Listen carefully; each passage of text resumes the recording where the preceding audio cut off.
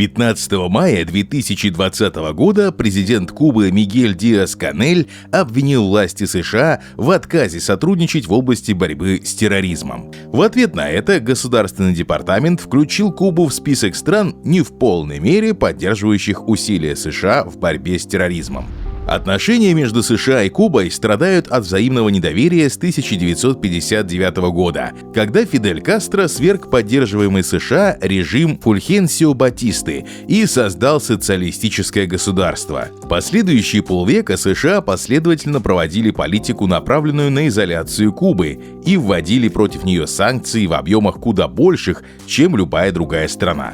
По оценке ООН от 2018 года, с момента введения эмбарго торговые ограничения США стоили Кубе более 130 миллиардов долларов.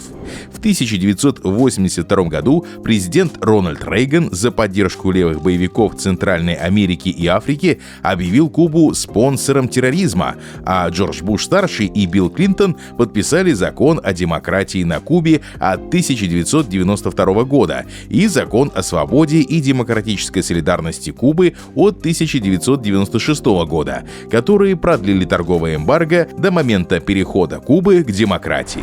В 1999 году произошли некоторые изменения, выраженные в Cuban Humanitarian Trade Act. Было разрешено экспортировать на Кубу товары медицинского назначения и продовольственные товары американского производства. Однако ограничения вновь были введены при президенте Джордже Буше-младшем, чья комиссия по оказанию помощи свободной Кубе усилила существующие санкции. Ситуация изменилась с приходом к власти Барака Обамы, который неоднократно заявлял, что изоляция Кубы не смогла отстоять интересы США.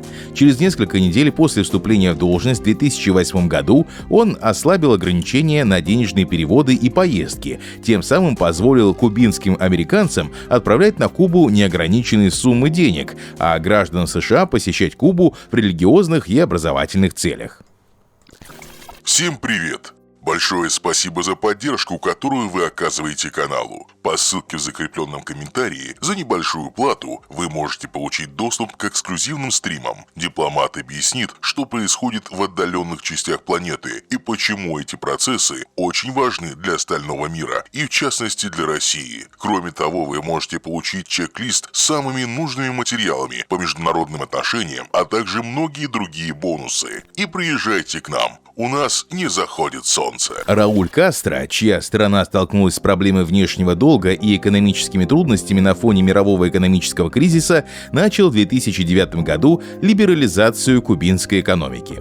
Реформы включили децентрализацию сельскохозяйственного сектора, ослабление ограничений для малого бизнеса и открытие рынков недвижимости. 20 июля 2015 года США и Куба восстановили дипломатические отношения, что по некоторым данным произошло благодаря посредничеству Папы Франциска. После этого администрация Обамы ослабила ограничения на денежные переводы и поездки, торговые, телекоммуникационные и финансовые услуги. Более того, был на официальном уровне опровергнут тезис о том, что Куба является спонсором терроризма, а стороны договорились о подписании серии двусторонних соглашений. В начале 2016 года Обама посетил Гавану, что стало первой поездкой действующего президента США на Кубу с 1928 года. В ходе переговоров с Кастро стороны подтвердили свое стремление к углублению реформ.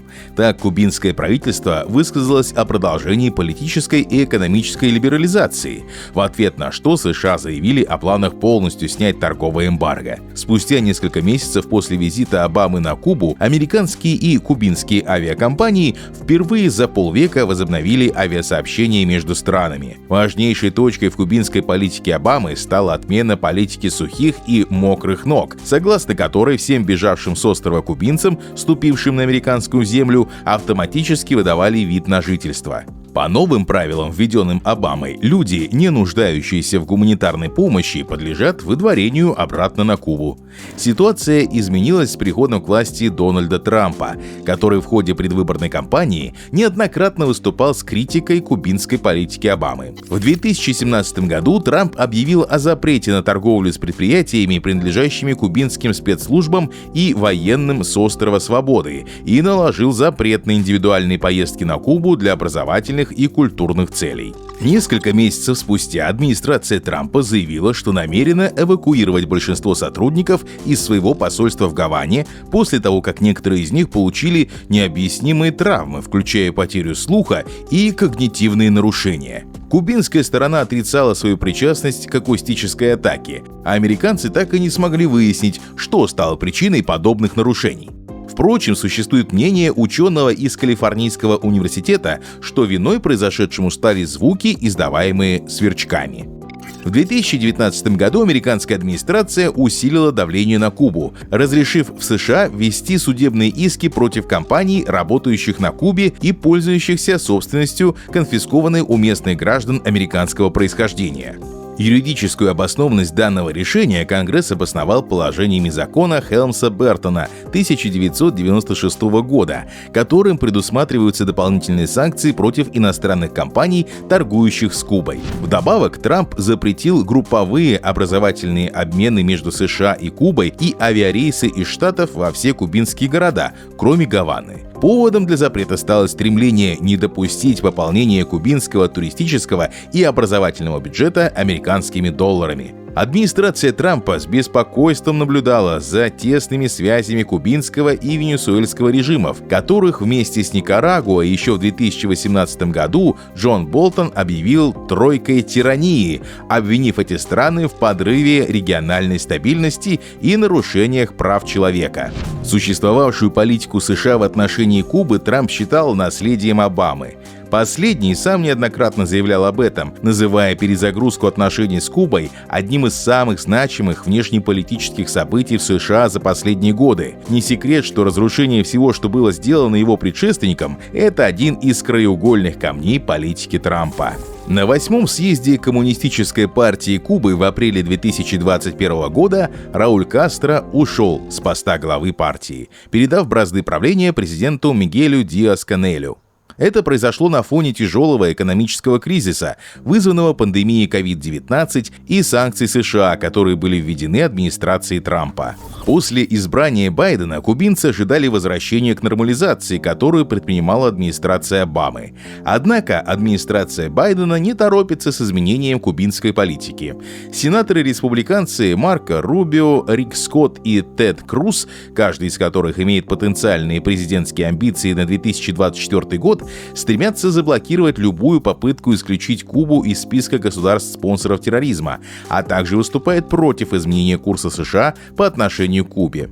Республиканцы утверждают, что действия Обамы обеспечили Раулю Кастро крупную пропагандистскую победу, но мало что принесли Соединенным Штатам. В свою очередь, демократы считают, что перед отменой Трампом нормализации на Кубе происходили изменения, стал развиваться частный сектор и распространился доступ в интернет. Хотя демократы по вопросам Кубы выступают за перемены, а республиканцы за статус-кво, существуют и исключения. Например, влиятельный сенатор-демократ Роберт Менендес давно выступает против любых реформ в политике в отношении островного государства. Демократы Конгресса опасаются, что администрация Байдена будет и дальше затягивать принятие конкретных мер в отношении Кубы. Они помнят, что Обама начал нормализацию отношений с островным государством только в последние 2 года своего президентства и подозревают, что Байден начнет предпринимать конкретные действия как минимум после промежуточных выборов 2022 года. Большое спасибо за просмотр. Пожалуйста, оцените это видео и поделитесь им с друзьями. Также по ссылке в описании вы можете перейти в наш Telegram или оформить спонсорскую подписку и получить доступ к эксклюзивному контенту, стримам, еженедельным дайджестам и уникальным документам. До новых встреч!